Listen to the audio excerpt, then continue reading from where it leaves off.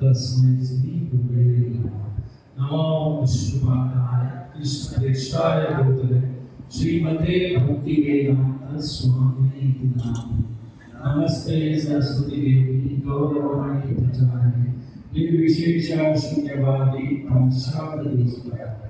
वाञ्छाकल्पतरुभ्यश्च कृपासिन्धुभ्येव च पतितानां पावनेभ्यो वैष्णवेभ्यो नमो नमः। जय श्री कृष्ण चैतन्य प्रभु नित्यानंद श्री अद्वैत गदाधर श्रीवासादि गौर भक्तवृंद। हरे कृष्णा कृष्णा कृष्णा हरे हरे, हरे राम राम राम हरे हरे। ओम नमो भगवते वासुदेवाय। ओम नमो भगवते वासुदेवाय। ओम नमो भगवते वासुदेवाय। ओम नमो भगवते वासुदेवाय। ओम नमो भगवते वासुदेवाय। ओम नमो भगवते वासुदेवाय।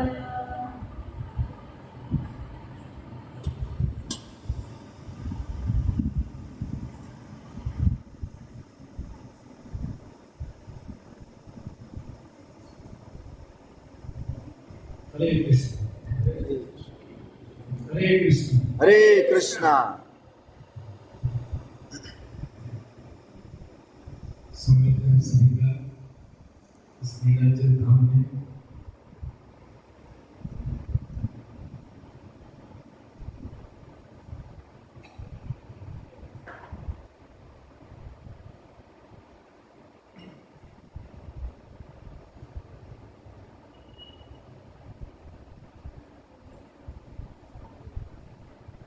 आज हम बड़ी रोचक कथा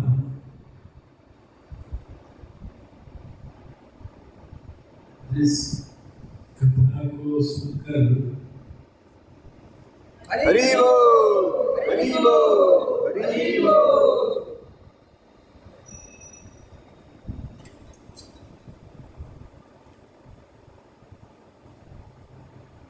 जिस कथा को सुनकर हमारे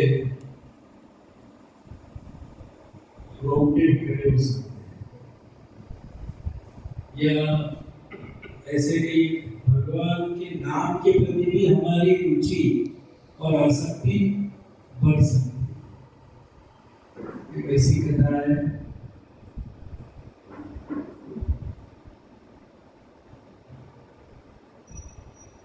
इस कथा से हमको ये भी पता चलता है कि भगवान से भी भगवान का नाम श्रेष्ठ है।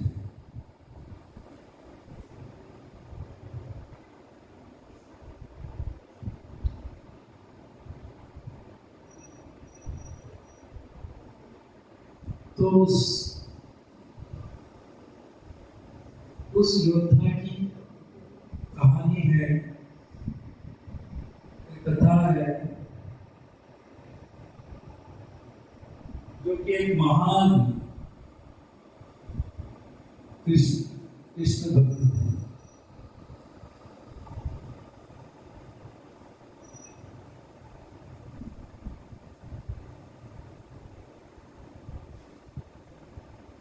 तो उस भक्त का नाम या योद्धा का नाम था सुधर्मा।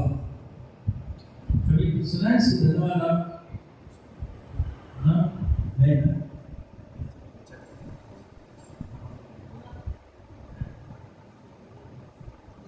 सुधर्मा विष्णु सहस्त्र नाम में आता है। सुधर्मा विष्णु सहस्त्रनाम है। तो भगवान का ये नाम है, विष्णु के जैसे सहस्त्र नाम बताया गया है ना, उसमें सुधन्वा भी है। हम गोड़े मठ तो सिर्फ हरे कृष्णा को जानते हैं, जो श्रेष्ठ है।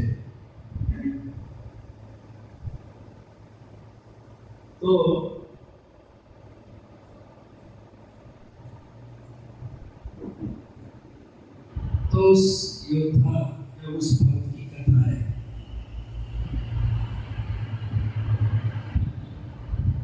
तो ये कथा जो है महाभारत के युद्ध के पश्चात की कथा है। महाभारत का युद्ध हो चुका था ना, उसके पश्चात। तो एक नगर था या शहर कहिए या राज्य कहिए, तो उस राज्य का नाम था चंपापुरी। वहां पर एक राजा रहा करते थे उस चंपापुरी के। तो उस राजा का नाम था हंसराज। क्या था? हंसराज। हंसराज। और उस हंसराज के पुत्र थे सुधन्वा।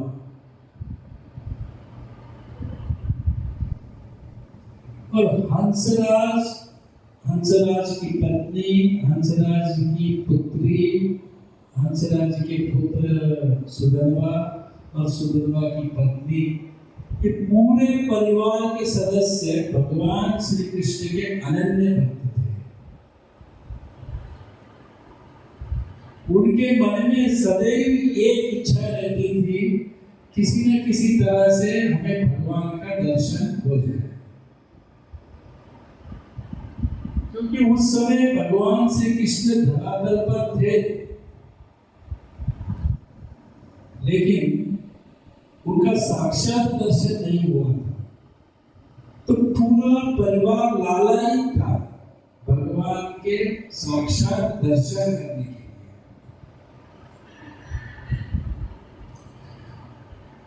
तो एक बार ऐसे खबर आ गई कि जैसे ही महाभारत का युद्ध समाप्त हुआ था, तो युधिष्ठिर महाराज ने अश्वमेध यज्ञ किया था। तो उस अश्वमेध यज्ञ में क्या किया जाता है? घोड़े को छोड़ दिया जाता है। और वो जहाँ जहाँ जाते हैं वहाँ के पूरे राजाओं को हरा कर उस घोड़े को वापस। तो अश्वमेध यज्ञ, इसमें क्या है? घोड़े को छोड़ा जाता है, अश्व को छोड़ा जाता है। और जो घोड़ा जहां जहां घूमता है, वहां के राजा उस घोड़े के शरण में तो जाते हैं, या उस घोड़े को बंदी करते हैं। बंदी करने के बाद जिसने घोड़ा छोड़ा है उसके साथ युद्ध करना पड़ता है। शरण में जाना मतलब उस जिस राजा ने इस घोड़े को छोड़ा है उसको हम स्वीकार करेंगे, उसके राजत्व को हम स्वीकार करेंगे। तो जब ऐसे खबर आई महाराज हंसराज को कि युधिष्ठिर महाराज अश्वमेध यज्ञ करने थे, और उन्होंने घोड़ा छोड़ा, तो घोड़ा घूमते घूमते हुए चंपापुरी में आ गया।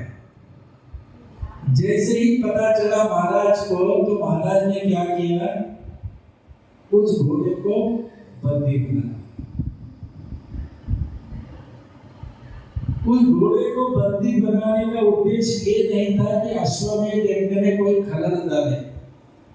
उनका उद्देश्य एक ही था, अगर मैं घोड़े को बंदी बनाऊंगा तो घोड़े को छुड़ाने के लिए पार्थ और पार्थसारथी आएंगे, तब मैं उनका दर्शन कर पाऊंगा। हम पूरा दर्शन उनका कर पाएंगे। तब महाराज हंसराज ने क्या किया? पूरे गांव में अपने राज्य में ढोल और नगाड़े बजवाए। ढोल नगाड़े बजवा दो और सभी सैनिकों को, योद्धाओं को तैयार रहने के लिए कह दो। जैसे ही ढोल नगाड़ों की आवाज कम हो जाती है, दूसरे ही क्षण सभी योद्धा और सैनिक वहां पर रेडी रहना चाहिए युद्ध के लिए। अगर एक क्षण की भी देरी हो गई तो मैं कहा उस व्यक्ति को, उस योद्धा को, उस सैनिक को उबलते हुए तेल में डाल दिया जाएगा। ऐसे फतवा जारी कर दिया महाराज हंस ने, आदेश जारी कर दिया। तो ढोल नगाड़े पीटे गए। जैसे ही फतवा जारी हो गया तो सभी योद्धा सैनिक एकत्र हो गए। सभी लोग एकत्रित हो गए, लेकिन एक व्यक्ति अभी नहीं पहुंचा। वो कौन था? हाँ, कौन व्यक्ति था वो जो नहीं पहुंचा वहां पर?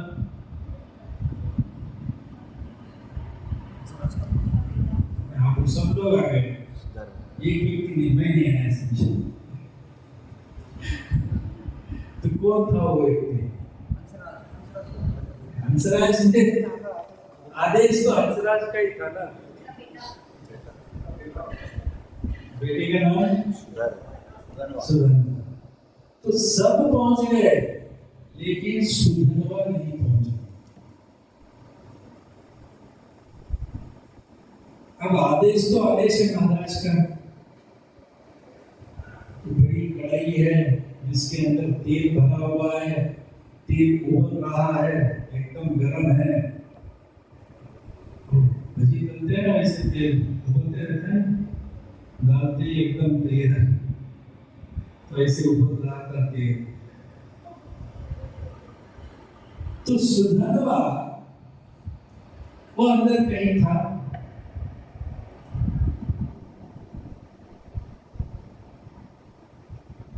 जब सुधन्वा को पता चला कि ऐसे ऐसे युद्ध होने वाला है, तो सुधन्वा तो प्रसन्न हो गया। तो मुझे अर्जुन और कृष्ण के दर्शन हो गए।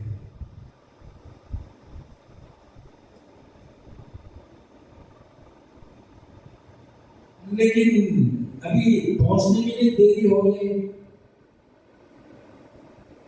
तो महाराज ने बुलवाया, जाके बुलवाया, महाराज ने बुलाया। तो पहले तो सुधन्वा जाता है, अपनी माता को प्रणाम करता है, माता का आशीर्वाद लेता है। और माँ कहती है तुम एक क्षत्राणी के पुत्र हो, बड़े धैर्य से युद्ध लड़ो, तुम पीठ दिखाकर नहीं लौटना युद्ध में। हालांकि तुम्हारे सामने बात और 5 साल की क्यों ना हो, लेकिन पीठ दिखाकर तुम्हें आना नहीं है। तो माता का आशीर्वाद दिया और बहन आई, तो बहन ने भाई की आरती की और राखी बांधी। अब इस सब समय निकल जा रहा था। इधर राजा फरमान तो जारी किया, अभी आया नहीं। तो राजा के 2 पुरोहित थे, शंख और लिखित उनका नाम था। वो राजा को बोल रहे थे कहाँ है तुम्हारा पुत्र, कहाँ है तुम्हारा पुत्र? तुमने तो एक क्षण के अंदर उसको उपस्थित करने के लिए कहा था, लेकिन तुम्हारा पुत्र अभी आया नहीं। तो अब तो तुम उसे दंड देना चाहिए। तो राजा ने क्या किया, जल्लादों को भेज दिया। तो जल्लादों को कहा कि डायरेक्ट लेकर आकर उनको कढ़ाई में डाल दो, दूसरा बात ही नहीं कुछ। नो डिस्कशन, नो आर्ग्यूमेंट्स, कुछ नहीं, सीधा लाओ कढ़ाई में डाल दो। अब सुधन्वा अपनी पत्नी से मिलते हैं, जिस पत्नी के साथ उसका हाल ही में विवाह हुआ था। कुछ ही रोज हुए थे, लेकिन पत्नी ने रोका नहीं। पत्नी ने ये नहीं कहा कि तुम युद्ध को मत जाओ, लेकिन जाओ। मैं ये भी जानती हूँ अब तक जितने योद्धा भी अर्जुन और कृष्ण के सामने युद्ध किए हैं वो कभी वापस घर लौट कर नहीं गए। और मैं ये भी जानती हूँ कि आप भी लौट कर नहीं आएंगे। इसके बावजूद भी आप जाइए, लेकिन मेरा एक निवेदन है आपसे, आपके जाने के पश्चात तिलांजलि देने के लिए मुझे एक पुत्र देकर जाइए, क्योंकि मृत्यु के बाद तिलांजलि देना होता है ना, बताया जाता है पुत्र के द्वारा ही सभी संस्कार, माता पिता का जब देहांत होता है उनके हाथ में संस्कार किया जाता है। तो एक पुत्र तो देकर जाइए। तब सुधर्मा ने कहा ठीक है, तुम्हारी मैं इच्छा पूर्ण कर देता हूं। तब सुधर्मा ने उनकी इच्छा पूर्ण की। जैसे ही जल्लाद आए सुधर्मा को लेकर गए। और सुधर्मा का एक वैशिष्ट्य था कि वो हर क्षण भगवान श्री कृष्ण के नाम का कीर्तन करते थे। हर क्षण, हर पल, अगर कुछ कार्य भी कर रहे हैं तो भगवान के नाम का कीर्तन, युद्ध की कौशल्यता भी सीख रहे हैं तो वहां भी उस समय भी भगवान श्री कृष्ण के नाम का कीर्तन। श्री कृष्ण गोविंद हरे मुरारे हे नारायण वासुदेव। इस तरह से सदैव वो भगवान का कीर्तन जपते रहते थे। तो वो भगवान के नाम जापक भक्त थे, सदैव भगवान का नाम लेते रहे। तो जब जल्लाद लेकर आए और कढ़ाई में उनको बोलते हुए, तेल की कढ़ाई, बड़ी सी कढ़ाई थी, उसमें डाल दिया। डालने के पश्चात क्या होना चाहिए? 5 मिनट हो गए, 10 मिनट हो गए, 15 मिनट हो गए, भरी तैयारी नहीं है। कितना देर इसको बोलते हैं, कितना देर, इतना देर, जल्दी लाओ, फिर कुछ हो ही नहीं रहा है। वहां पर जैसे ही कढ़ाई में डाला गया तो इनका जब तो चल ही रहा था, बोले श्री कृष्ण गोविंद हरे मुरारी हे नाथ नारायण वासुदेव। श्री कृष्ण गोविंद हरे मुरारी हे नाथ नारायण वासुदेव। श्री कृष्ण गोविंद हरे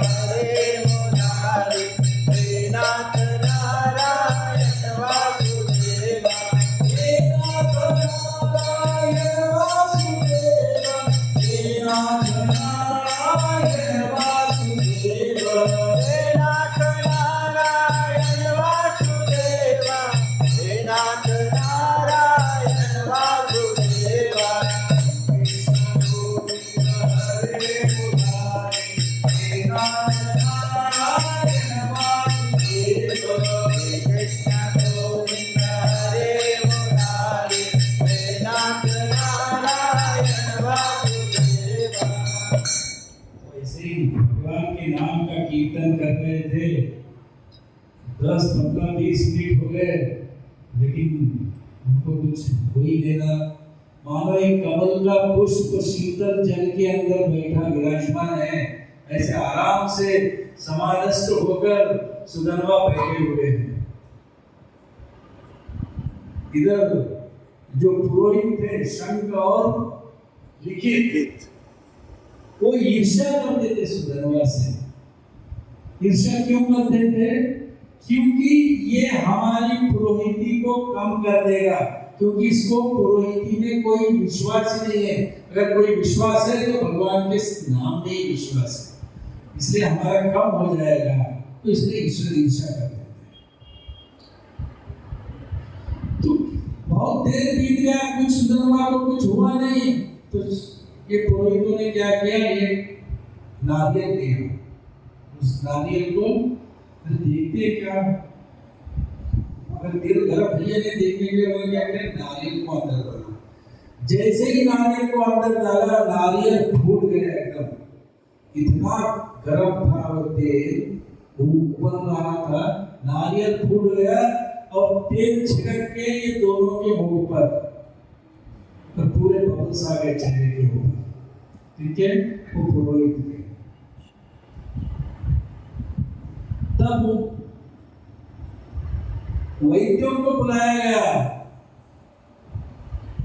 तो बोलने लगे देखो इसने कुछ आंख के ऊपर कुछ लगाया है क्या सुदामा ने, क्योंकि इसको कुछ इफेक्ट हो ही नहीं रहा है, जलते हुए तेल का कोई असर इसके शरीर पे हो ही नहीं रहा है, तो लगाया है क्या। लेकिन कोई दर्द के करीब जा रहे थे, इतना ऊपर लाल थे। तो बाद में इन पुरोहितों को बड़ी लज्जा आ गई, उनको भी लगा रहे हमसे बहुत गलती हो गई है, तो उन्होंने सोचा चलो हम भी ठा ले देते। तो उन दोनों ने क्या किया, उस उबलते हुए तेल में, तेल की कढ़ाई में उन्होंने भी छलांग लगाई। जैसे ही छलांग लगाई तो उनके शरीर का स्पर्श सुदामा के शरीर के साथ स्पर्श हो गया और उनको भी कुछ नहीं हुआ।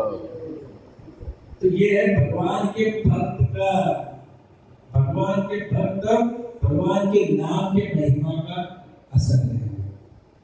तो निरंतर भगवान का नाम सुदामा ले रहे थे,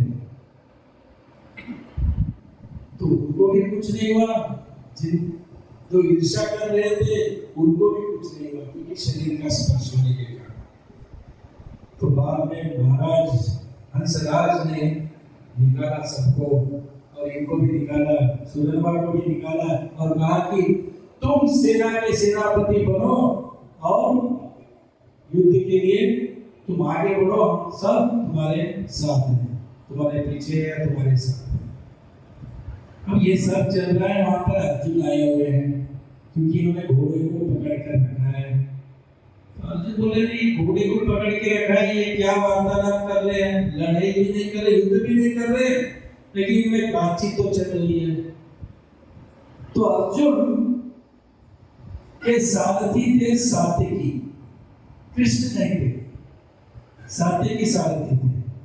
और इस यज्ञ में भाग लेने के लिए सभी द्वारका के सभी निवासी वहां पर उपस्थित थे, और द्वारका के सभी सेनाएं भी वहां पर आए हुए थे।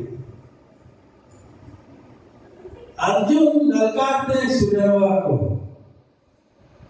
ए बालक, मैं तुम्हारे साथ युद्ध करने के लिए यहाँ पर प्रतीक्षा कर रहा हूं, और तुम व्यर्थ में क्यों समय गवा रहे हो?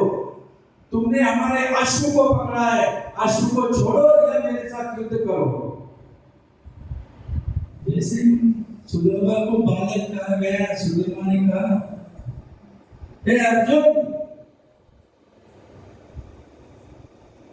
तुम इतने घमंड में चूर होकर तुम मुझे युद्ध के लिए आह्वान कर रहे हो, मैं तुम्हारा घमंड तोड़ दूंगा, मैं तुम्हारे साथ ऐसा युद्ध लड़ूंगा कि तुम्हारे होश उड़ जाएंगे। दोनों के बीच बात चल रहा था। तो अर्जुन बोले, सिर्फ बात ही करोगे या तीर भी छोड़ोगे?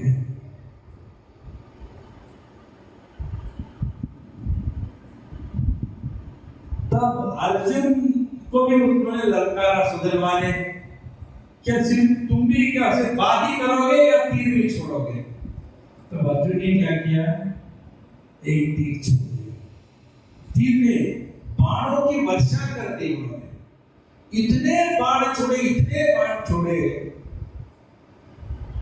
सुदामा ने क्या किया, प्रतिकार में सुदामा ने भी एक बाण छोड़ा।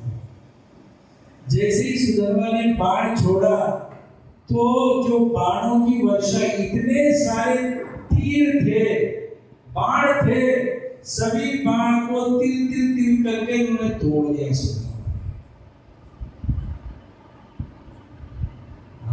परेशान हो गए। अर्जुन को भी पता नहीं, इतने सारे बाण मैं छोड़ चुका हूँ, अर्जुन को भी पता नहीं, लेकिन पूरे बाण को उन्होंने छोटे छोटे पीसेस कर दिया, तिल तिल करके पूरा छोटे छोटे कर दिया। फिर सुदामा एक बाण छोड़ते हैं, सभी दूसरे सैनिकों का वध करते हैं, और एक बाण छोड़ते हैं, सात्यकी को घायल कर देते हैं, जो अर्जुन के सारथी थे, क्योंकि सुदामा को कृष्ण को सारथी बनते हुए देखना था, तो सात्यकी को घायल कर दिया। तब अर्जुन को कहते हैं तुम सारथी के बिना तो, इस सारथी के बिना तो साथ तो तुम मेरे से लड़ ही नहीं सकते हो। अगर तुम्हें मेरे साथ लड़ना है अर्जुन, तो कृष्ण को आह्वान करो, कृष्ण को बुलाओ, कृष्ण को सारथी बनाओ, तब तुम मेरे साथ युद्ध कर सकते हो। तब अर्जुन श्री कृष्ण को आह्वान करते हैं, तो श्री कृष्ण तुरंत वहां पर प्रकट होते हैं और सारथी बनते हैं। फिर सुदामा अर्जुन को कहते हैं तुम ये मत समझना कि कृष्ण तुम्हारा सारथी है, तुम्हें युद्ध में जिता देंगे, तुम्हें युद्ध में बचा देंगे, लेकिन ये पूरी तरह से असंभव है अर्जुन।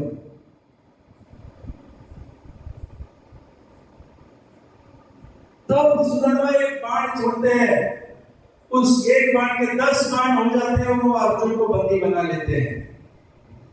फिर एक बाण छोड़ते हैं, उसके 100 बाण हो जाते हैं, वो श्री कृष्ण को बंदी बना लेते हैं। अर्जुन परेशान हो गए, श्री कृष्ण बस मुस्कुरा रहे थे। टक टक करके उनको देख रहे थे सुदामा को। अर्जुन ने देखा श्री कृष्ण को, ये मेरे पक्ष में है या सुदामा के पक्ष में? मंद मंद मुस्कुराहट कृष्ण के चेहरे के ऊपर, श्री कृष्ण बस निहार रहे थे, इसको सुदामा को देखकर।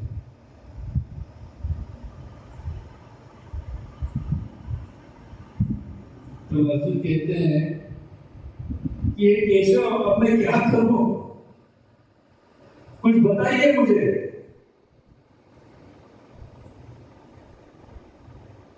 तब कृष्ण अर्जुन को कहते हैं तुम अपने गांडीव के ऊपर बाण की संधान करो, और उस बाण के अग्रभाग पर तुम क्या करो, काल का प्रतिष्ठापना करो। काल समझते हैं ना, काल देवता है ना, काल की प्रतिष्ठापना उस तीर के अग्रभाग पर करो, मतलब सामने, जैसे तीर होता है ना, तीर ऐसे, तो सामने क्या करो, काल को प्रतिष्ठापना करो। अब श्री कृष्ण ने क्या किया, पूरे तीर के ऊपर, जब उन्होंने वृंदावन में जितने सारे असुरों का वध किया था, उन सभी असुरों के वध की सुकृतियों को उस तीर के ऊपर उन्होंने विराजमान कर दिया, या शक्ति प्रदान की। जितने भी असुरों का वध किया था, पूतना का किया था, द्रोणावत का किया था, अगासुर का, जितने भी सारे वध किया था ना, तो उन सभी असुरों के वध की सुकृतियों को बाण के ऊपर उन्होंने प्रतिष्ठित कर दिया। तब अर्जुन को कहते अब तुम तीर चलाओ। तो जब अर्जुन तीर चलाने से पहले प्रतिज्ञा करते हैं कि हे सुदामा, अगर इस तीर से मैं तुम्हारे सिर को तुम्हारे धड़ से अलग ना कर दूं, तो मेरे सभी पूर्वज नरकगामी हो जाए, यानी नरक को चले जाए। जैसे ये प्रतिज्ञा करते हैं तो श्री कृष्ण देखते हैं, आप लोग बिना सोचे प्रतिज्ञा कर देते, हाँ? उसको उस परेशानी को निभाना मुझे पड़ता है बाद में।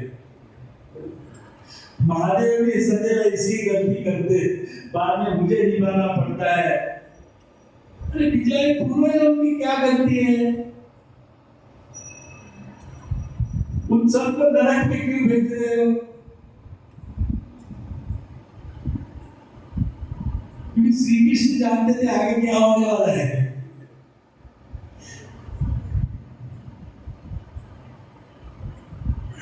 तब उधर प्रतिज्ञा लेते हैं, सुधर्मा भी प्रतिज्ञा लेता है। सुधर्मा कहते हैं अगर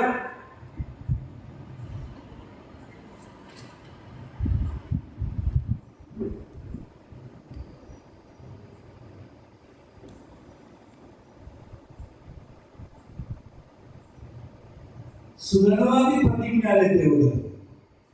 सुधर्मा कहते हैं अर्जुन, अगर मैं तुम्हारे इस तीर के चितड़े चितड़े न उड़ा दूं तो मैं वशिष्ठ मुनि के वध का पाप करने से जो पाप लगता है उस पाप को मैं स्वीकार करूंगा। तो प्रतिज्ञा का भी कॉम्पिटिशन चल रहा है। बाणों का तो कॉम्पिटिशन था ही, लेकिन प्रतिज्ञाओं का भी कॉम्पिटिशन चल रहा है। जैसे ही बाण छोड़ा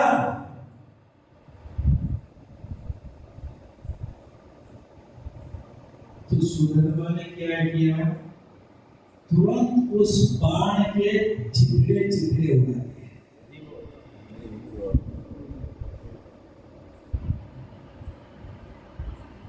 अर्जुन फिर परेशान,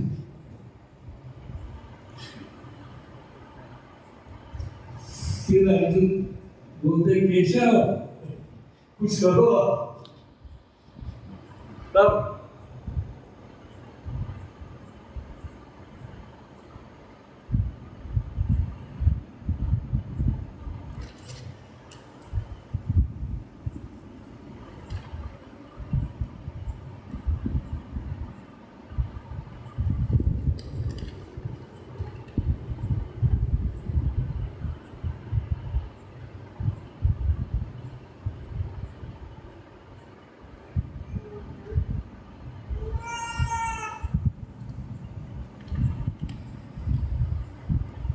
अब कहते हैं अर्जुन, कृष्ण अर्जुन को कहते हैं फिर तुम बाण का संधान करो।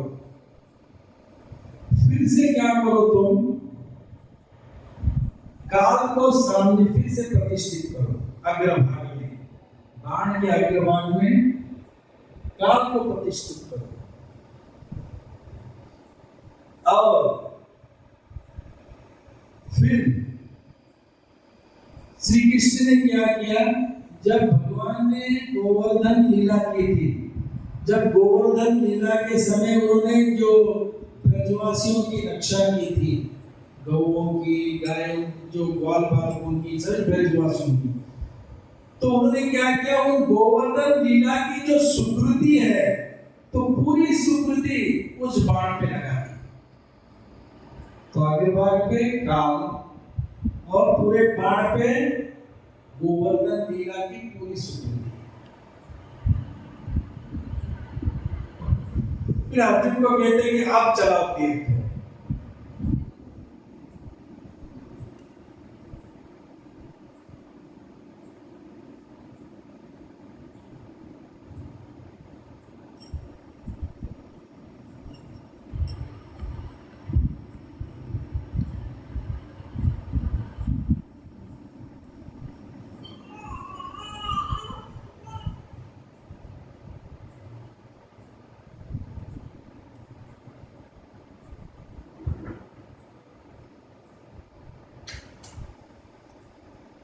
फिर जैसे ही तीर चला, सुधर्मा ने क्या किया? उस तीर के भी छितरे छितरे उड़ा दिए। देखिए इतनी सारी शक्ति थी उस तीर के अंदर, इसके बावजूद भी क्या हुआ? उसके छितरे छितरे उड़ा दिए। उद्धव अर्जुन परेशान, कृष्ण भी आश्चर्यचकित हो गए, ये कैसे चल रहा है ये।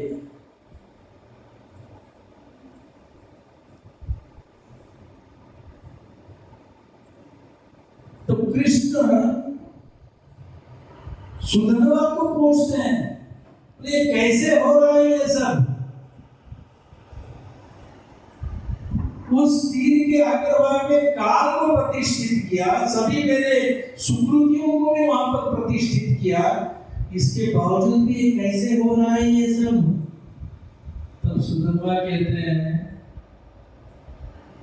अर्जुन तुमने तो काल को प्रतिष्ठित किया है, काल के महाकाल, काल के भी महाकाल है, वो है भगवान श्री कृष्ण, उनका नाम निरंतर मेरे जीवा पर प्रतिष्ठित है, इसलिए ये काल और ये कोई चीज मेरा कुछ बिगाड़ नहीं सकती। तो देखिए भगवान से नहीं, भगवान का नाम श्रेष्ठ है। भगवान सभी अपनी सुकृतियां लगा रहे हैं, सब लगा रहे हैं, काल भी वहां पर है, इसके बावजूद भी मां सुदामा के जीवा पर हर समय श्री कृष्ण गोविंद हरे मुरारी, हे नाथ नारायण वासुदेवा, कृष्ण गोविंद हरे मुरारी, हे नाथ नारायण वासुदेवा,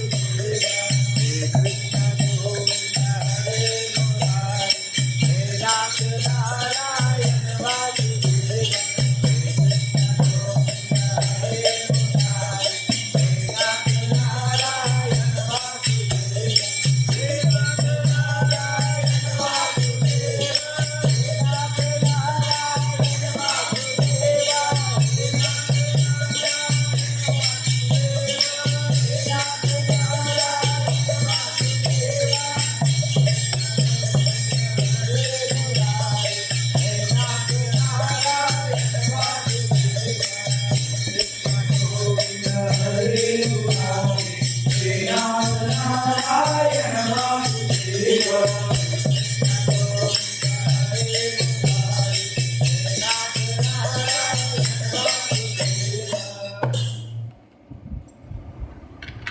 अर्जुन परेशान, कृष्ण परेशान, कृष्ण आश्चर्यचकित, अब क्या करे क्या।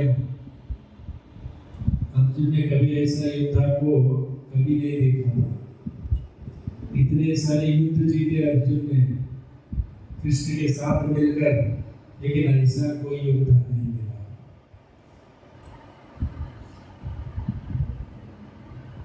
तो अर्जुन पूछते कृष्ण को कि सुदामा के पास इतनी शक्ति कहां से आई, केशव इतनी युद्ध की कौशलता कहां से आई इसके अंदर। श्री कृष्ण व्यंग करते हैं, क्योंकि सुदामा एक पत्नी व्रत है, व्यंग करते हैं, क्योंकि एक से ज्यादा पत्नियां अर्जुन के थी, व्यंग करते हैं। अर्जुन भी देखते हैं, मजाक का समय नहीं है प्रभु, यहाँ पर सीरियस युद्ध चल रहा है और आप मजाक करते हैं।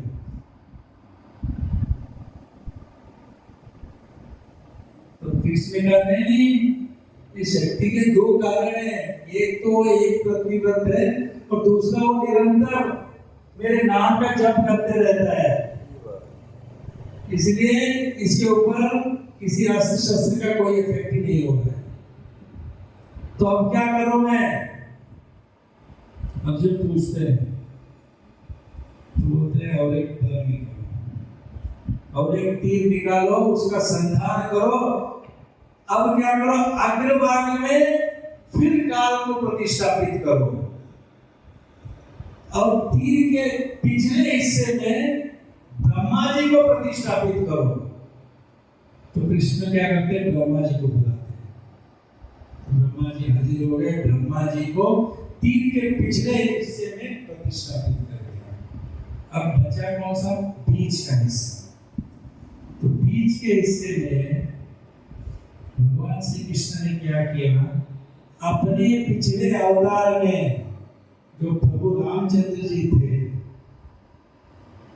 उनकी धर्म पारायणता जो थी, जिस धर्म पारायणता से उन्होंने अपना जीवन बिताया, तो उसके पूरे सुकृतियों को उन्होंने बीच के हिस्से में प्रतिष्ठापित कर दिया। प्रभु रामचंद्र जी को क्यों?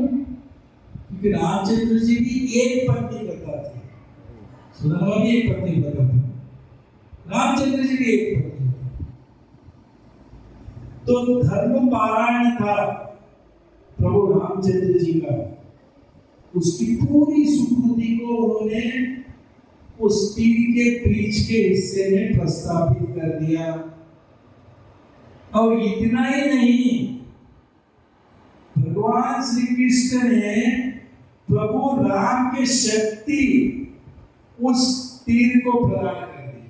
प्रभु रामचंद्र जी के नाम की महिमा की शक्ति उस तीर को प्रदान कर दी, तो पूरा तीर पूरी तरह से शक्तिशाली हो गया। फिर अब प्रतिज्ञा करता है अर्जुन को कहते हैं अब चलाओ तीर। तो अर्जुन प्रतिज्ञा करता है कि अगर इस तीर से मैं तुम्हारे सर को तुम्हारे धड़ से अलग ना कर दूं,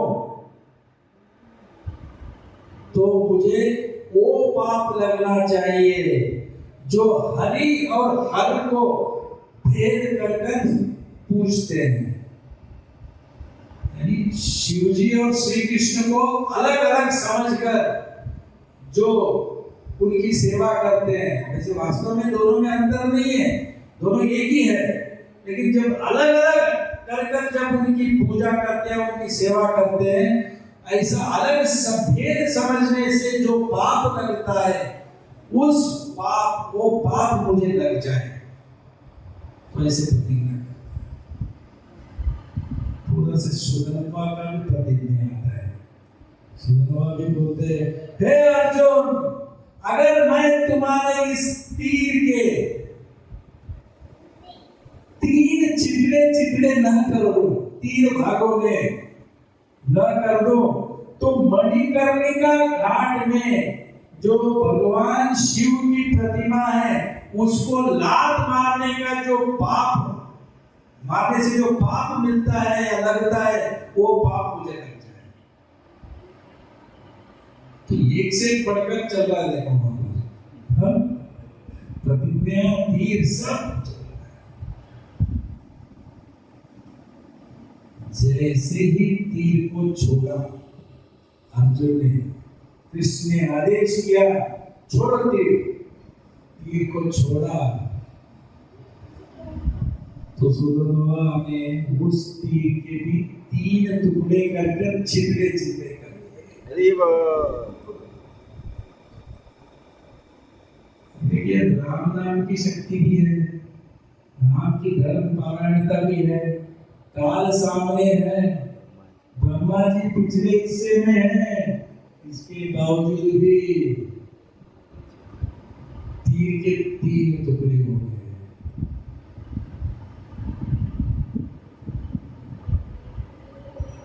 अब जब 3 टुकड़े उड़े, आकाश में उड़ गए, उसमें से हुआ ऐसे, एक टुकड़ा आया और सुदामा के गर्दन को काट दिया।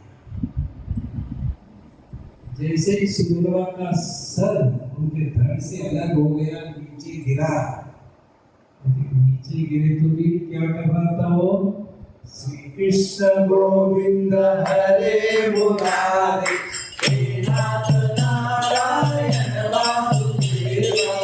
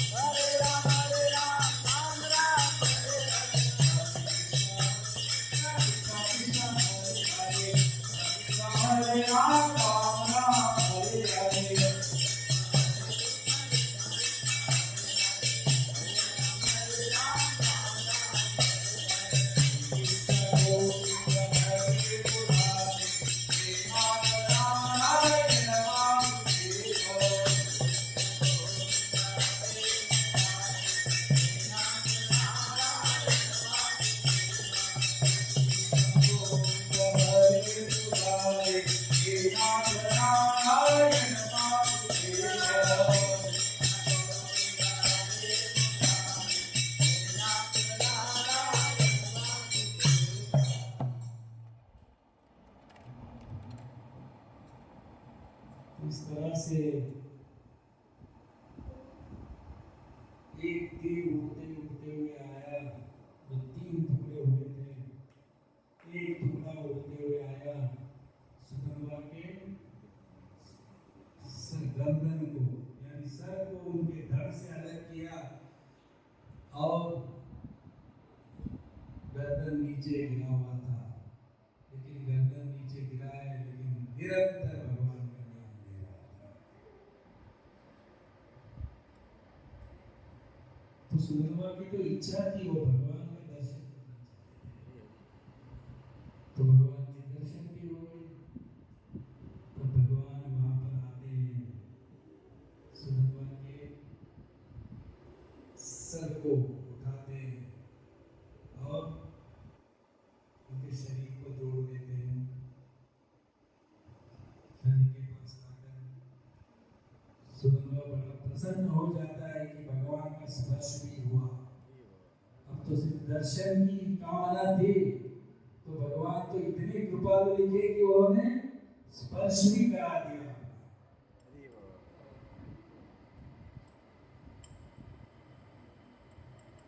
अब सुदामा इतने शुद्ध भक्त थे, जैसे ही गर्दन कट गया, वैकुंठ से गरुड़ जी महाराज वहां पर तैयार है। क्यों? ले जाने के लिए, उनके आत्मा को ले जाने के लिए। ऐसे होता है, जब शुद्ध भक्त जब शरीर त्यागता है, तुरंत भगवान के दूत वहां पर आ जाते हैं उन्हें ले जाने के लिए। लेकिन श्री कृष्ण ने क्या कहा? नहीं गरुड़ जी महाराज, आप मत ले जाइए, क्योंकि अगर आपके साथ ये जाएंगे तो बहुत समय लगेगा वैकुंठ को पहुंचने के लिए। मैं नहीं चाहता कि सुदामा जैसे भक्त को भगवत धाम जाने में कोई देरी हो। मैं चाहता हूं कि तुरंत वो भगवत धाम चले जाए। तब भगवान ने क्या किया? सुदर्शन निकाला था।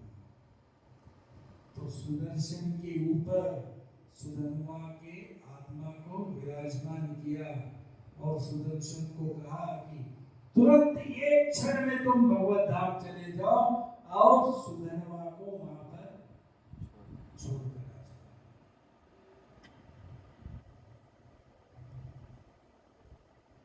जब सुधनवा को लेकर सुदर्शन जा रहे थे तब भगवान ने एक बड़ी सुंदर बात बोली कि मेरे भक्त पीड़ित हो सकते हैं लेकिन कभी निराश नहीं हो सकते, कभी हतोत्साही नहीं हो सकते।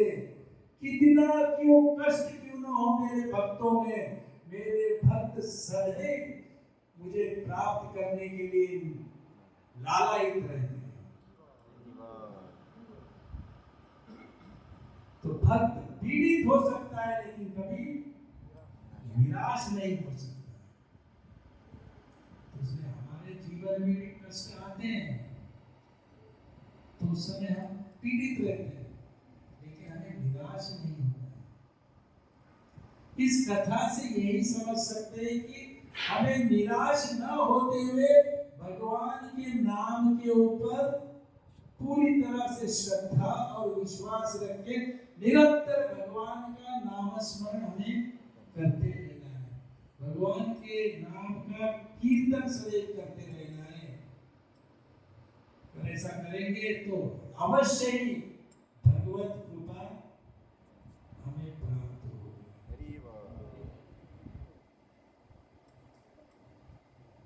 तो यही इस कथा का सार है। तो इस कथा के माध्यम से हम समझ सकते हैं कि भगवान का नाम भगवान से भी श्रेष्ठ है। साक्षात भगवान ने अपनी शक्तियां प्रदान की लेकिन भगवान के नाम ने भगवान की शक्तियों से भी बचाया।